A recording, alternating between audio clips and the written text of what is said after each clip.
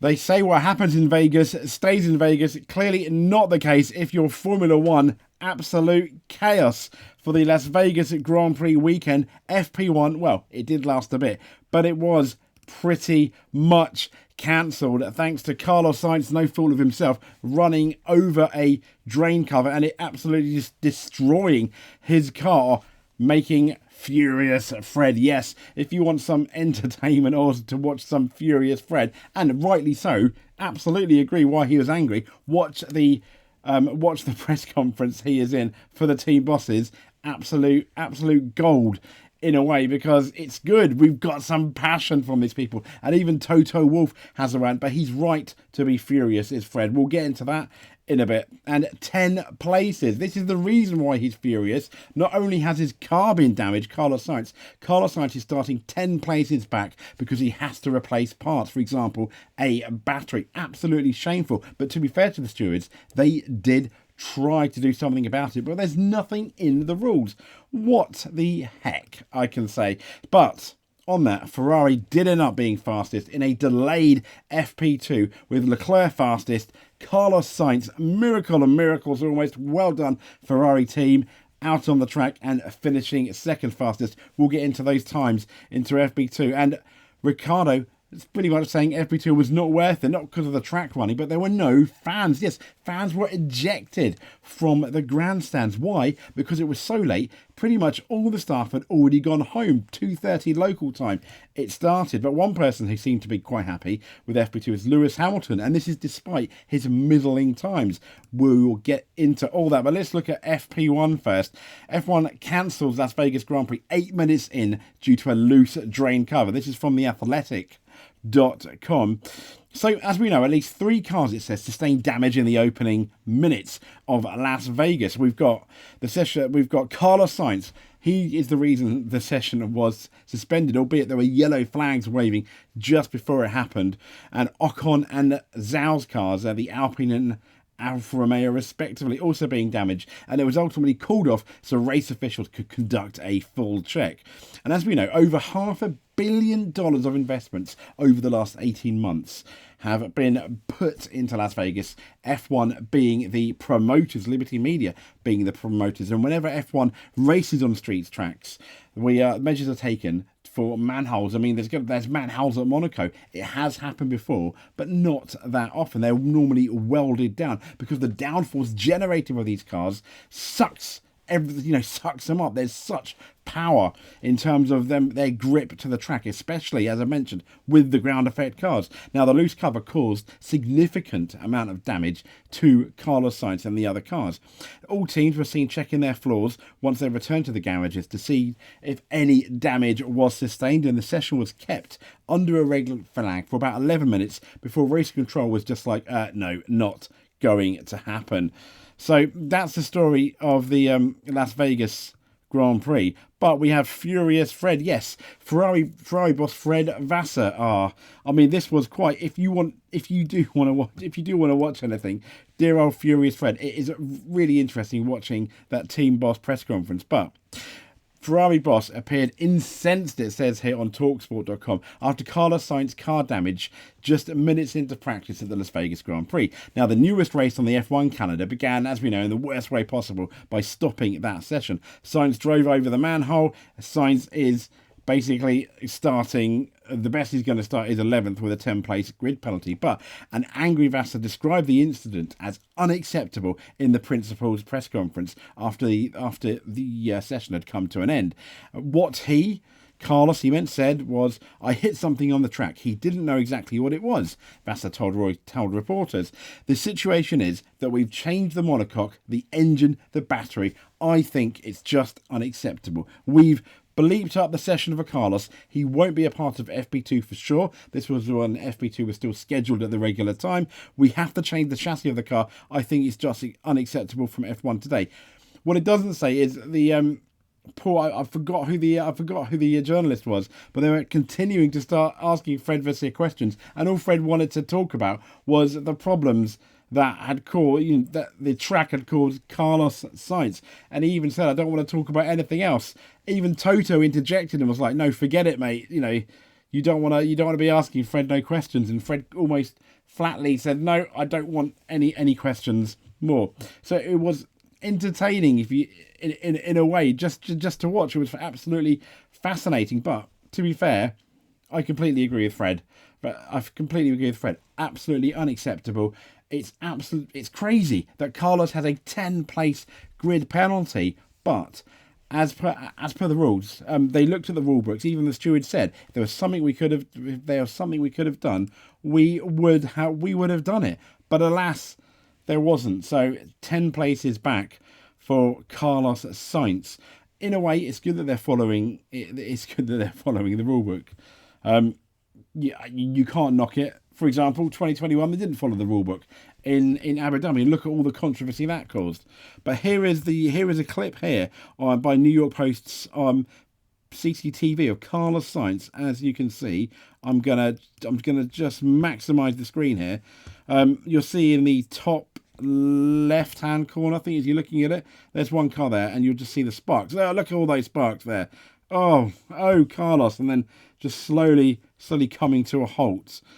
Let's see that again. As you see Carlos coming, look, sparks, not good. That's when the damage was obviously done. I mean, Carlos. However, the saving grace was that Ferrari did end up being fastest in the extended FP2, and Leclerc was fastest by half a second on Carlos Sainz. Alonso was right there, with Carlos Sainz a few hundredths down. Next up was Perez, Bottas and Verstappen 8 and 9 tenths down respectively. Hulkenberg in 7th, Stroll in 8th, Hamilton, we mentioned him, in 9th, about 1.4 seconds slower, maybe, but he's quite happy with the car. We'll get into that. Albon 10th, yes, Williams in the top 10, Norris 11th, Russell 12th, Magnussen 13th, Piastri in 14th, 1.7 seconds down at this point, Gasly in 15th, Ocon 16th for the two Alpines, quite close, respectively 1.8 to 1.9 seconds down.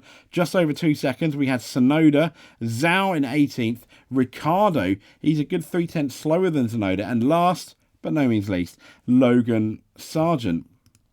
But the F1 fans, though, were removed from grandstands ahead of the delayed FP2. Yes, I mean, that obviously made Ricciardo quite sad, and we'll get into his thoughts in a second. But Formula One fans attending the Las Vegas Grand Prix have been removed from all fan areas, including grandstands, ahead of the delayed session. This is by Alex on motorsport.com. So, a since-deleted statement released by the Vegas race on its social media platforms says, due to logistical considerations for our fans and our staff, we have made the determination that we will be closing all Las Vegas Grand Prix fan areas at 1:30. We look forward to welcoming fans back today for exciting FP3 and qualifying sessions. Motorsport.com understands that fans have had to leave the fan areas due to security shifts ending. Yep, they're ending. See you later. No security. You're going to have to leave. So the fan zones can't operate as expected because FP2 was delayed. And it's not currently clear why the statement was deleted from the Vegas race social media accounts, but the development means the FP2 session will therefore take place in front of empty grandstands and finish at 4 a.m. The time the sections of the track basically opens up for the public roads.